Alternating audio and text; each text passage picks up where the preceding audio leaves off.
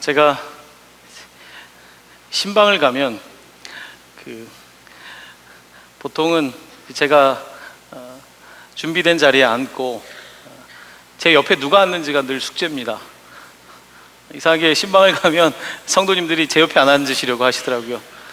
특별히 권사님들일수록 더 이렇게 발뺌을 하시고 좀 멀리 앉으시려고 하시더라고요. 제가 그렇게 친근하지 않은 스타일은 아닌데 목사라고 하는 그 타이틀이 아마 조금 어렵게 하는 부분이 있겠죠. 사실 우리의 삶 속에 이 거리라는 게 굉장히 중요합니다. 얼만큼 가까이에서 그 사람을 보고 가까이에서 경험하는지는 멀리서 바라보고 멀리서 경험하는 것과 상당히 큰 차이를 이루는 것을 보게 됩니다. 수년 전에 미국의 한 저명한 상담학 교수님이 오셔서 이제 학회에서 강의를 하시고 저녁에 이제 교수님들과 함께 식사 자리가 있었습니다. 다들 대부분이 이제 유학을 하신 분들이라서 영어 하는 데는 특별히 어려움들이 없는 분인데 식탁이 있는데 그 미국에서 오신 교수님 앞에 아무도 안 앉는 거예요. 어떤 분위기인지 아시겠죠? 제가 용기를 내서 앉았습니다. 저는 그 교수님의 책을 읽은 적이 있는데 아무도 안 앉는 게 너무 신기했어요. 그 자리에 앉아서 정말 좋았어요.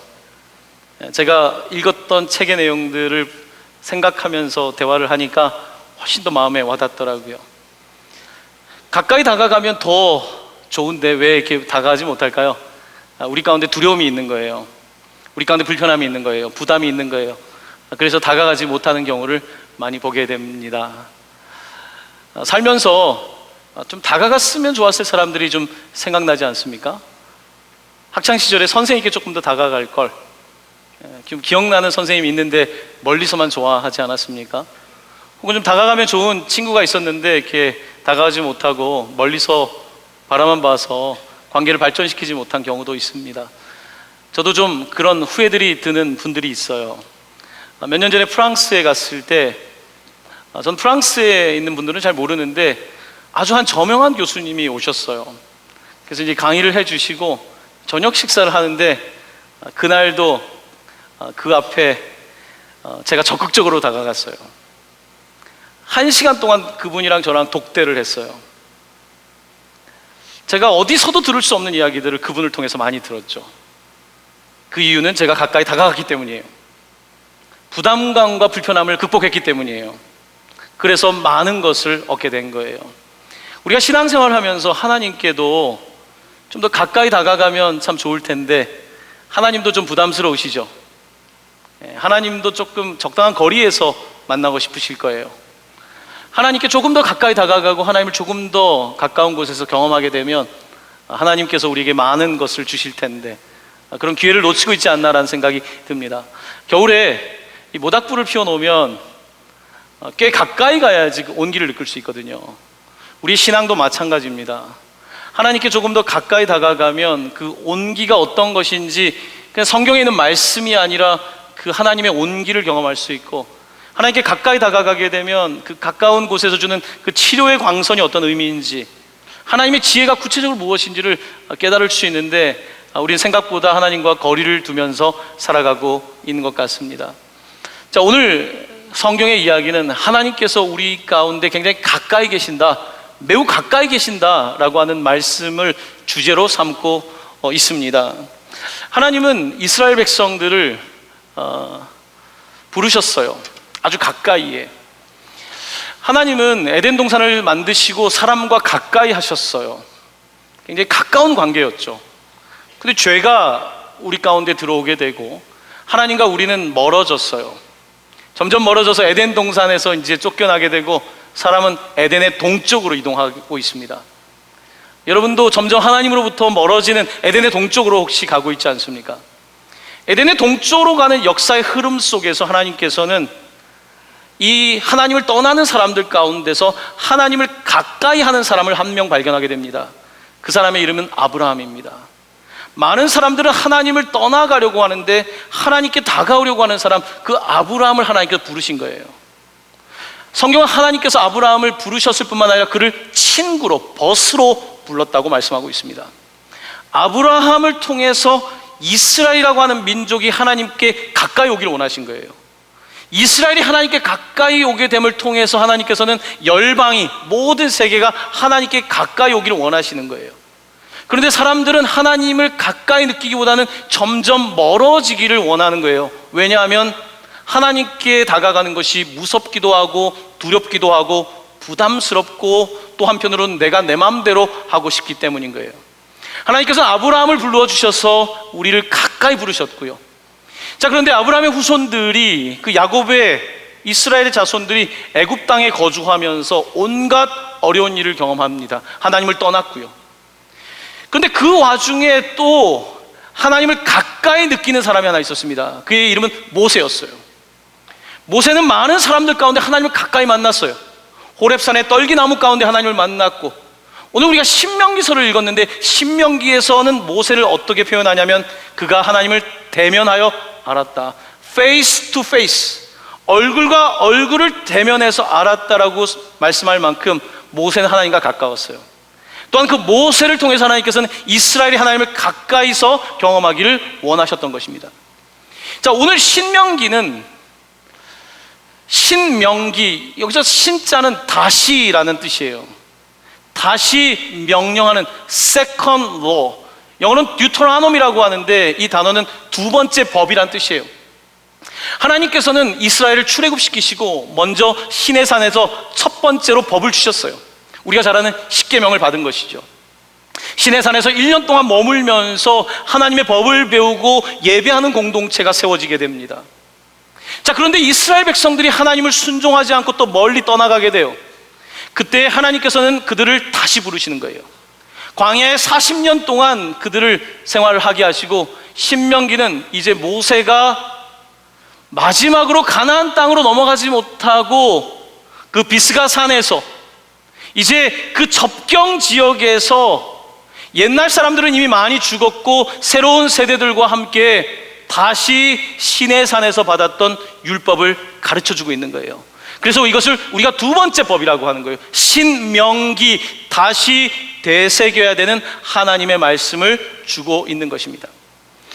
오늘 두 번째로 신명기에서 모세를 통하여 하나님께서 우리에게 주시려고 하는 것은 하나님이 멀리 계신 분이 아니라 굉장히 가까이 계시는 분이라는 것을 말씀하고 있습니다.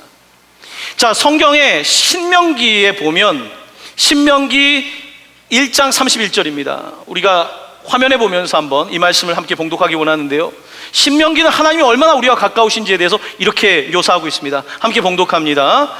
사람이 자기의 아들을 안는 것 같이 너희 하나님 여호와께서 너희가 걸어온 길에서 너희를 안으사 이곳까지 이르게 하셨느니라.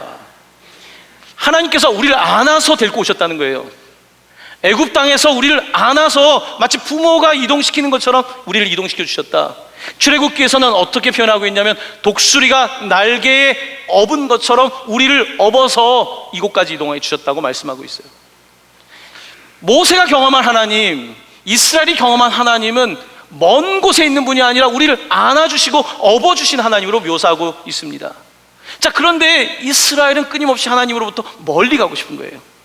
하나님은 가까이 다가가고 싶은데 마치 부모가 다가가지만 자녀가 떠나가는 것처럼 그렇게 이스라엘이 하나님을 떠나가는 거예요. 이스라엘의 역사는 늘 하나님은 이스라엘 찾고 이스라엘은 하나님을 떠나는 역사예요. 모세 시대가 지나고 가나안 땅에 여호수아가 정착하게 되고 그 위에도 계속해서 하나님은 그들을 부르시는데 그들 하나님을 떠나가요. 특별히 호세아 선지서에는 하나님이 얼마만큼 우리를 가까이 하시는지, 그런데 우리는 얼마만큼 멀리 가려고 하는지를 아주 살아있는 언어로 표현하고 있는데, 자, 화면에 있는 이 말씀을 제가 여러분께 한번 봉독해 드리겠습니다. 호세아 11장 이하의 말씀입니다. 이스라엘이 어렸을 때에 내가 사랑하여 내 아들을 애굽에서 불러냈거늘 선지자들이 그들을 부를수록 그들은 점점 멀리하고 바알들에게 제사하며 아로새긴 우상 앞에서 분향하였느니라. 그러나 내가 에브라임에게 걸음을 가르쳤고 내 팔로 안았음에도 내가 그들을 고치는 줄을 그들은 알지 못하였도다. 호세아 선지사는 하나님께서 우리에게 걸음마를 가르쳐 주셨고 우리의 가장 기본적인 것을 안아주시고 하셨지만 선지자들을 보내서 말씀하실 때 그들은 점점점 멀리 갔다는 거예요. 안타까운 마음에 호세아는 그렇게 부르짖고 있는 것입니다. 오늘 신명기에서 모세는 이제 나는 120세로 내 삶의 모든 것들은 마치게 되겠지만, 가나안 땅까지는 갈 수 없지만 여러분에게 부탁을 드립니다. 여러분이 부탁하고 싶은 하나님의 율법, 이 율법을 가까이 하십시오. 하나님의 말씀을 가까이 하십시오. 하나님을 멀리서 바라보지 마시고 가까이 나아오셔서 그의 영향권 아래에 있기를 바랍니다. 그 내용을 핵심으로 이루고 있는 것입니다. 모세는 그들에게 하나님께 다가오라고 말하며, 하나님은 어려운 분도 아니고 아주 멀리 계신 분도 아니라는 것을 아주 세부적으로 이렇게 묘사하고 있습니다. 여러분, 성경책에 오늘 그 30장 11절로 13절까지입니다. 11절로 13절까지 하나님의 말씀이 어떤지에 대해서 우리 함께 한 목소리로 봉독합니다. 내가 오늘 내게 명령한 이 명령은 내게 어려운 것도 아니요 먼 것도 아니라 하늘에 있는 것이 아니니, 내가 이르기를 누가 우리를 위하여 하늘에 올라가 그의 명령을 우리에게로 가지고 와서 우리에게 들려 행하게 하랴 할 것이 아니요, 이것이 바다 밖에 있는 것이 아니니, 내가 이르기를 누가 우리를 위하여 바다를 건너가서 그의 명령을 우리에게로 가지고 와서 우리에게 들려 행하게 하랴 할 것도 아니라. 하나님 말씀이 어렵지도 않고 멀지도 않다는 거예요. 하늘에 하늘로 갈 필요도 없고 바다에 바다로 갈 필요도 없이 굉장히 가까이 있다고 말씀하고 있습니다. 근데 왜 이렇게 우리에게 하나님은 멀까요? 우리에게 하나님은 때때로 너무 좀 멀고 두렵기도 한 분이죠. 여러분, 아이들이 공부할 때 그 공부를 잘 하다가 공부가 어려워지는 나이가 있어요. 보통 초등학교 이제 고학년 될 때쯤. 특별히 뭐가 어렵나요? 수학이 어렵죠. 수학이 어려워지기 시작해요. 수학이 어려워지면 어떻게 합니까? 아이들이 수학 시간을 피하게 돼요. 선생님을 피하게 돼요. 그리고 교과서를 멀리하게 돼요. 그러다 보면 수학은 어때요? 점점 멀어져요. 여러분의 자녀가 가장 가깝기를 원하는 수학은 점점 멀어지는 거예요. 어디까지 멀어져요?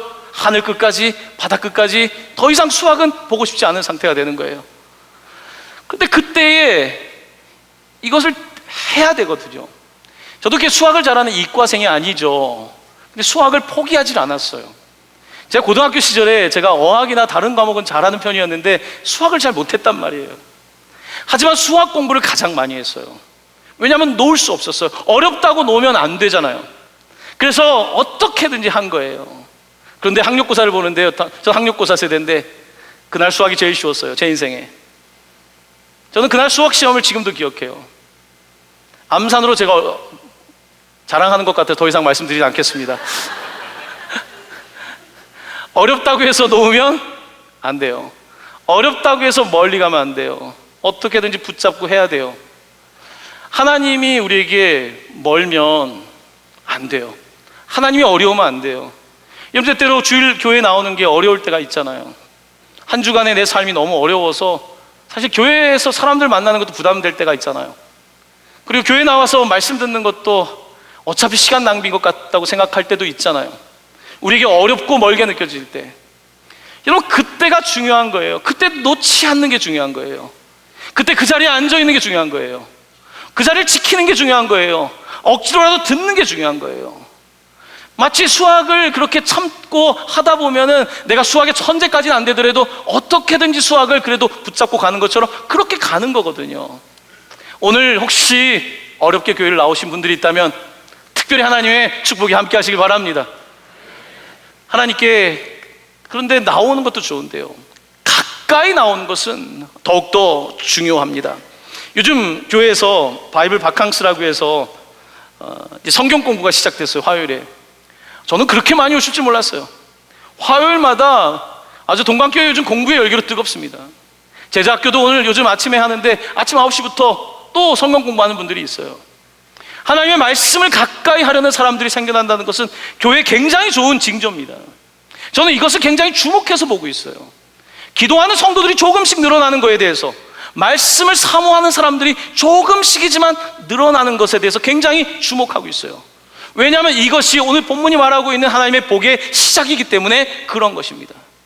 오늘 본문은 계속해서 이 모세가 이스라엘 백성들에게 하나님을 가까이 하십시오, 아주 가까이 하십시오, 하나님께서 우리를 업으신 것처럼, 우리를 안으신 것처럼 그렇게 가까이 하려고 하시는데 가까이 하는 것입니다. 자, 오늘 신명기는 모세가 약 40년 전에 시내산에서 율법을 받았을 때 돌판 2개에다가 십계명을 새겨서 하나님께 주셨잖아요. 자, 그런데 법으로 새겼다고 되는 게 아니라는 것을 말씀하는 거예요. 돌판에 새기는 것으로 끝나는 게 아니라 마음에 새기라는 거예요. 여러분, 나라와 여러 가지 우리 상황들을 보면 법이 바뀐다고 해서 사람들은 안 바뀌면 소용이 없다는 거 알지 않습니까? 아무리 법을 만들어 보세요, 아무리 규칙을 만들어 보세요, 법을 만들고 규칙을 만드는 게 사람인데요, 법을 행하고 규칙을 지켜야 될 게 사람인데요, 사람이 달라지지 않는데 법만 바뀐다고 해서 세상이 바뀌진 않습니다. 모세는 오늘 그 이야기를 오늘 신명기에 하는 거예요. 우리가 율법을 이 돌판에 새긴 것을 받았죠. 39년 전에 우리가 받았어요, 시내산에서. 그런데 여러분, 돌판에 새긴 율법으로 끝나지 말고 이것을 마음에 새겨야 됩니다. 마음에 새기지 않으면 소용없습니다. 내 인생 120년의 경험을 통하여서 여러분에게 말씀드리는데 제발 이 말씀을 여러분의 마음에 새기십시오. 오늘 모세가 말하고 있는 주제는 여기에 있는 것입니다. 본문 가운데 마음이라는 단어가 등장해요. 마음. 자, 마음이라는 단어가 현대인들에게 가장 오용되는 단어 가운데 하나예요. 우리는 마음하면 흔히 우리의 감정 혹은 정서의 체계를 이끌어서 마음이라는 표현을 많이 써요. 우리의 마음, feeling, 느낌. 현대인들만큼 마음을 중요하게 생각하는 사람들이 없죠. 근데 성경에서 마음이라는 원어는요, 감정이라는 단어가 아니에요. 여기에는 생명의 자리다라는 뜻이 있어요.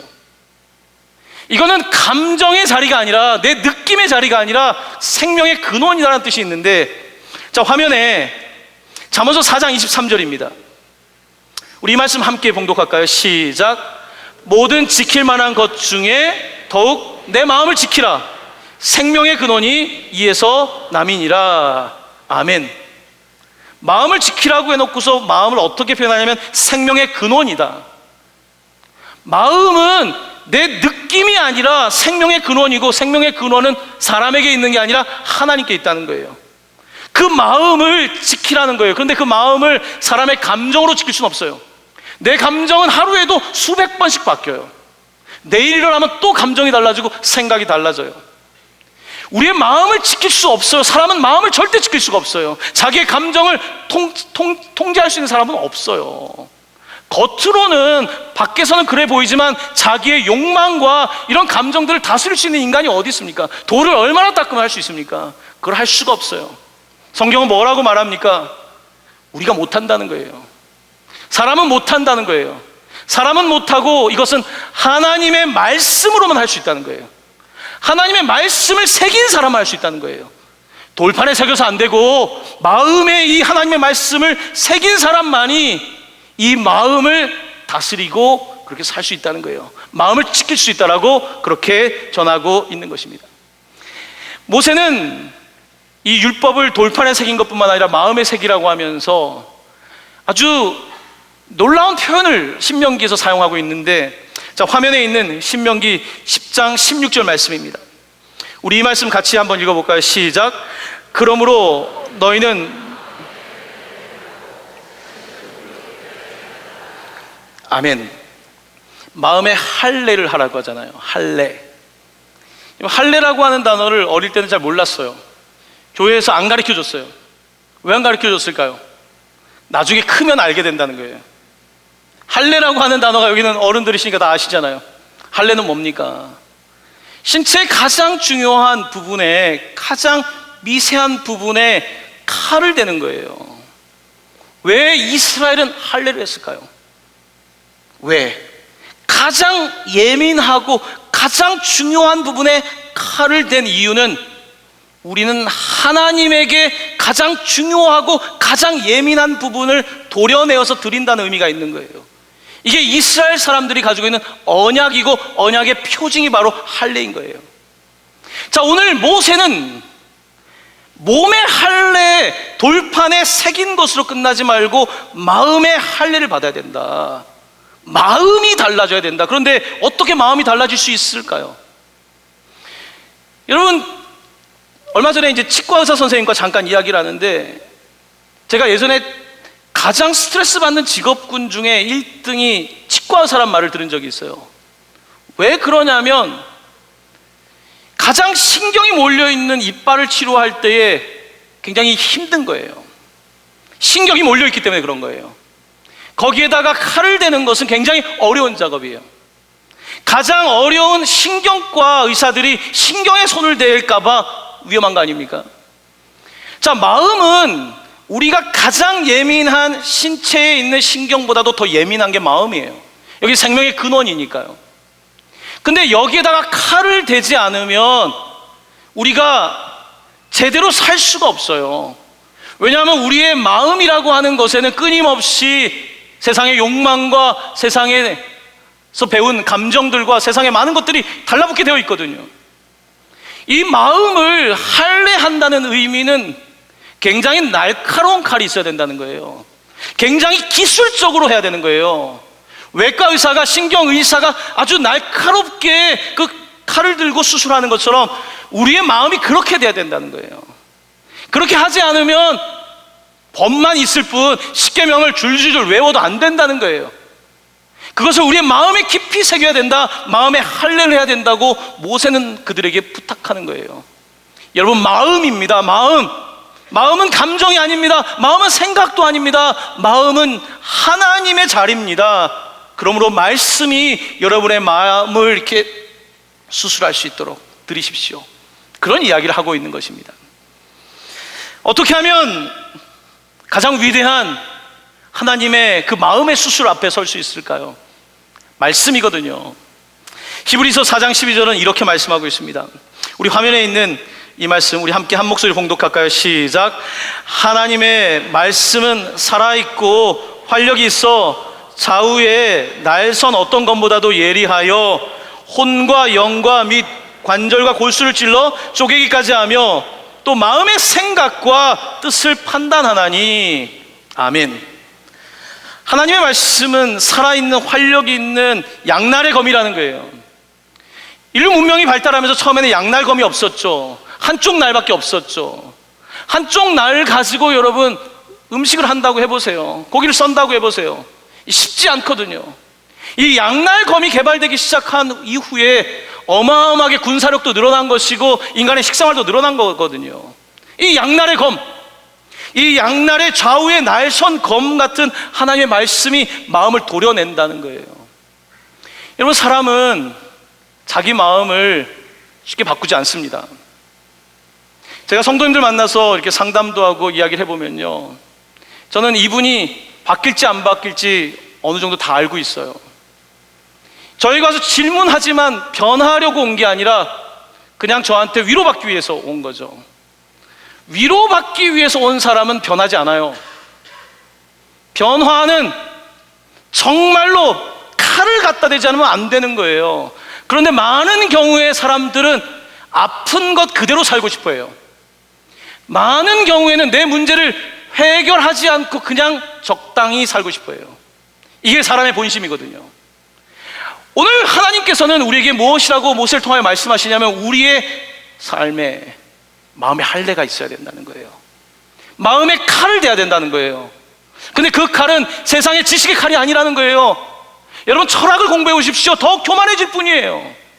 역사를 공부해 주십시오. 더 아는 척 할 뿐이에요. 과학을 공부해 보십시오. 내가 하나님 위에 올라가게 돼요. 성경 무엇이라고 말씀합니까? 항상 사람은 하나님 아래에 있어야 돼요. 하나님 말씀 아래에 있어야 돼요. 그 말씀의 검을 가지고 우리의 마음을 다스릴 때만이 우리가 우리의 마음을 다스리며 그렇게 오늘 신명기가 약속하는 복을 누릴 수 있게 되는 것입니다.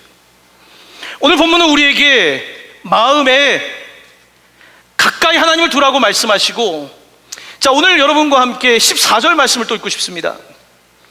마음 전에 한 가지 흥미로운 단어가 등장하고 있습니다. 우리 14절 말씀 같이 읽을까요? 시작.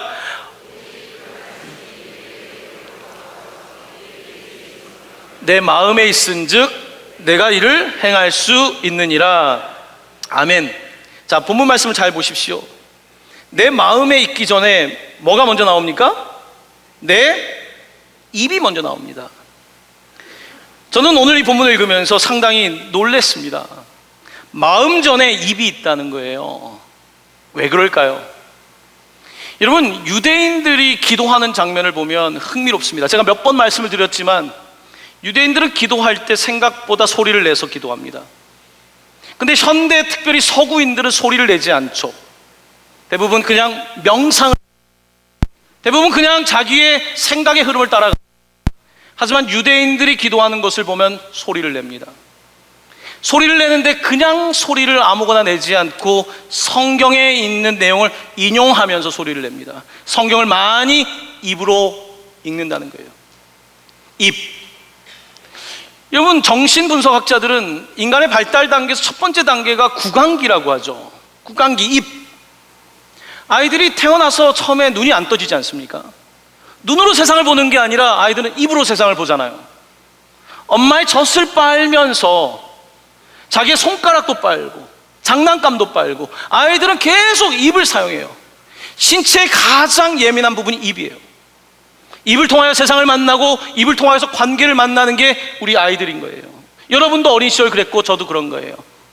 바로 이 입, 가장 예민한 이 입, 여기에 말씀을 담고 있는 놀라운 지혜를 우리는 보게 됩니다. 유대인들은 계속해서 말씀을 리사이팅 하는 거예요. 계속해서 외우는 거예요. 계속해서 말씀을 부르는 거예요. 그러다 보니까 그것이 자기의 말에 있는 게 아니라 마음으로 오게 되는 거예요. 바로 이 과정을 통해서 말씀이 그들의 삶을 지켜나갈 수 있도록 하는 전통을 가지고 있는, 그렇기 때문에 나라는 없지만 언어를 지킨 거예요. 나라는 없지만 신앙을 지킨 거예요. 바로 이것이 유대인들의 역사의 원리입니다. 여러분, 입으로 한다는 데는 상당한 의미가 있어요. 저는 개인적으로 유학을 갔을 때 이제 성경을 이제 읽게 되면서 이왕이면 영어 공부도 해야 되고 성경도 공부를 해야 되니까 영어 성경을 한국에서는 그게 읽지 않았지만 많이 읽기 시작했어요.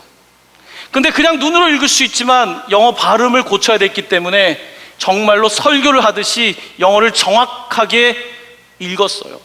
성경을 읽었어요. 그 이유 중에 하나는 또 저는 성경이 다른 책보다 익숙하기 때문에 단어가 더 익숙했던 거예요. 성경을 꾸준히 영어로 읽었어요. 그런데 놀라운 건요, 영어 문장이 머릿속에 들어오기 시작하는 거예요. 영어의 구조가 들어오기 시작하는 거예요. 저는 입으로 한다는 것이 얼만큼의 효과가 있는지를 실제로 경험을 해봤어요. 여러분, 유대인들은 오늘 하나님의 말씀을 그저 내 여러 가지 생각의 흐름에다가 하나로 두는 게 아니라, 내 감정의 흐름에 하나로 두는 게 아니라, 내 삶의 가장 예민한, 인간의 발달에서 가장 중요한 욕구를 가지고 있는 그 입에다가 두라는 거예요. 그리고 그것을 마음으로 가져가라는 거예요. 우리는 이 구강기에 하나님의 말씀을 두지 않는다면 우리의 입은 계속해서 세상적인 거 원할 거예요. 술을 마셔야지, 마약을 해야지, 세상의 욕망을 쫓아갈 때 비로소 만족을 느낄 거예요. 하지만 성경은 우리에게 우리의 가장 기본적인 원초적인 그 가장 주시는 그 욕구는 바로 말씀을 통하여 우리 가운데 주어진다는 것을 전하고 있는 것입니다. 말씀, 이 말씀을 입에 담는 게 중요합니다. 여러분, 특별히 우리 감사한 것은 우리 한국 사람들은 기도할 때 소리를 내어서 기도하는 편이에요. 여러분, 모든 세계에 있는 사람들이 소리를 내서 기도하진 않습니다. 물론 때때로는 조용하게 침묵 기도해야 될 때가 있어요. 하지만 소리를 내는 기도에는 능력이 있어요. 하나님의 말씀이 기도 가운데 인용되기도 하고요. 어떤 때는 기도하다가 나도 생각하지 못했던 말이 튀어나오기도 하고. 여러분, 생각하지 못한 말이 튀어나오는 건요, 생각하지 못한 말인지 몰라도 무의식 가운데 있던 말이에요. 사람의 인생을 지배하는 것은 의식이 아니라 무의식이라고 그러지 않습니까? 우리 가운데 깊은 곳에 있는 것들이 기도의 언어로, 말씀의 언어로 나오기 시작할 때 그것들이 예언적인 능력을 갖고 있는 거예요. 그래서 우리의 삶을 앞을 내다보게 하고 이끌어주는 거예요. 이와 같은 언어와 이와 같은 마음에 관하여서 오늘 본문은 우리에게 이렇게 전하고 있는 것입니다. 그러므로 모세는 신명기에서 이 내용을 계속 강조하는 거예요. 여러분, 쉐마라고 하는, listen, 들으라고 하는 신명기 6장에 있는 말씀을 보면 이 내용이 잘 나와 있습니다. 신명기 6장 9절 말씀입니다. 화면에 제가 이 말씀 한번 봉독해 드리겠습니다. 오늘 내게 명하는 이 말씀을 너는 마음에 새기고 내 자녀에게 부지런히 가르치며 집에 앉았을 때든지 길을 갈 때든지 누워 있을 때든지 일어날 때든지 이 말씀을 강론할 것이며, 계속 입으로 하라는 거 아닙니까? 그 다음에 또 어떻게 합니까? 너는 또 그것을 내 손목에 매라는 거예요. 유대인들 진짜 손목에 메고 다닙니다. 기호로 삼고 미간에 붙이라는 거예요. 안식일이 되면 이걸 붙인단 말입니다. 그리고 집 문설주 앞에 가면 유대인들은 다 말씀이 있어요. 매주자라고 하는 것을 붙여놓습니다. 이런 방식을 통하여서 말씀이 여러분의 입에 붙어 있게 하고 마음에 새기게 하십시오. 이 신명기의 말씀인 거예요. 율법 받은 걸로 우리는 이제 법을 받았다, 헌법을 개혁했다, 거기에 머물지 말라는 거예요. 하나님의 법은 율법의 법으로 끝나는 게 아니라 마음의 법으로 나타나야 됨을 우리에게 강조하고 있는 것입니다. 오늘 성경은 우리에게 이 놀라운 말씀의 능력, 하나님의 임재의 능력이 우리의 마음에 나타나기를 원하고 계신 거예요. 성경은 흥미롭게도 이 말과 입과 마음을 콤보로, 세트 메뉴로 우리 가운데 많이 전해져요. 제가 몇 달 전에 시편 19편의 말씀을 가지고 설교했었는데요, 여러분 이 말씀을 한번 들어보십시오. 화면에 있습니다. 나의 반석이시오 나의 구원자이신 여호와여, 내 입에 말과 마음의 묵상이 주님 앞에 연락되기를 원하나이다. 여러분 유대 전통을 보십니까? 말과 마음의 묵상이 함께 콤비네이션으로 되어 있잖아요. 우리의 말과 마음이 하나로 되어 있는 거예요. 생각과 마음이 아니라 우리의 말, 우리의 구체적인 실제적인 말까지 하나님의 말씀이 작동해야 된다는 거예요. 자, 이와 같은 말과 마음의 연결고리는 구약에서만 끝나지 않습니다. 여러분 신약에 여러분 잘 아시는 말씀이 있어요. 로마서 10장 10절입니다. 우리 화면에 있는 이 말씀 우리 한 목소리 같이 봉독할까요? 시작. 사람이 마음으로 믿어 의에 이르고 입으로 시인하여 구원에 이르느니라. 아멘. 마음으로 믿고 입으로 시인한다고 하잖아요. 이 두 가지가 함께 어우러질 때에 구원에 이른다고 말씀하고 있습니다. 사랑하는 성도 여러분, 여러분의 하나님은 어디 계십니까? 가까이 계십니까? 가까이 계세요? 제가 우리 목사님들과 대화를 하는 중에 목사님들이 이런 이야기를 하더라고요. 신학교 다닐 때 교수님들을 좋아하지 않았대요. 왜냐하면 여학생들에게만 가까이 하고 여학생들에게 더 점수를 줬다는 거예요. 맞는 말이기도 하고 틀린 말이기도 해요. 여학생들이 학점이 높은 이유가 뭡니까? 공부를 열심히 한 것도 있지만 교수님을 가까이 하는 경우가 굉장히 많습니다. 제 경험상으로 그렇습니다. 가까이 하는 학생에게 학점이 더 좋을까요? 좋지 않을까요? 저는 정확하게 합니다. 가깝든 안 가깝든. 하지만 인간이기에 편견도 있을 수 있겠지요. 그렇죠? 하나님께 가까이 가는 것은 가장 큰 복이라고 성경은 말씀하고 있습니다. 많은 이유가 있을 겁니다. 하나님께 가까이 가지 않는 이유가 있을 거예요. 그 이유는 하나님의 이유보다 보통 내 이유일 거예요. 하나님, 내가 지금 상황이 이래서 못 가겠습니다. 하나님, 저는 좀 자격지심이 있고, 저는 지금 제 마음이 아직은 열리지 않았고, 뭐 여러 가지 이유를 대고 하나님께 나가지 못해요. 그런데 정말 그 하나님의 가치를 아는 사람은요, 하나님께 나갑니다. 제가 아까 프랑스에서 한 교수님과 대화를 나눴다고 그랬죠. 제가 본 분 중에 그분은 고수 중에 고수였어요. 그분의 강의를 듣고 그분과 1시간 대화를 한다면 제가 얼마를 내면은 그 강의를 들을 수 있을까요? 그걸 공짜로 들을 수 있는데 그 시간을 놓치는 건 바보죠. 왜 저는 그 자리에 앉아 있었을까요? 진짜 고수인 것을 느꼈기 때문에. 하나님은 여러분께 그냥 많은 사람들 중에 한 분이 아니에요. 하나님께 다가갈 때 여러분이 얻게 될 복과 유익함이란 상상할 수 없는 것입니다. 정말로 상상할 수 없는 거예요. 그런데 왜 다가가지 못합니까? 왜 이유가 많습니까? 이유보다 하나님의 위대하심을 아직 인정하지 않고 있기 때문일 겁니다. 사랑하는 성도 여러분, 하나님께 가까이 다가오시게 되시길 바랍니다. 여러분의 입에 욕은 좀 그만하시고 하나님 말씀을 담게 되기를 바랍니다. 저주의 말이 아니라 복의 말을 하십시오. 하나님의 말씀을 담으십시오. 그 말씀대로 이루어지게 될 줄로 믿습니다. 아멘.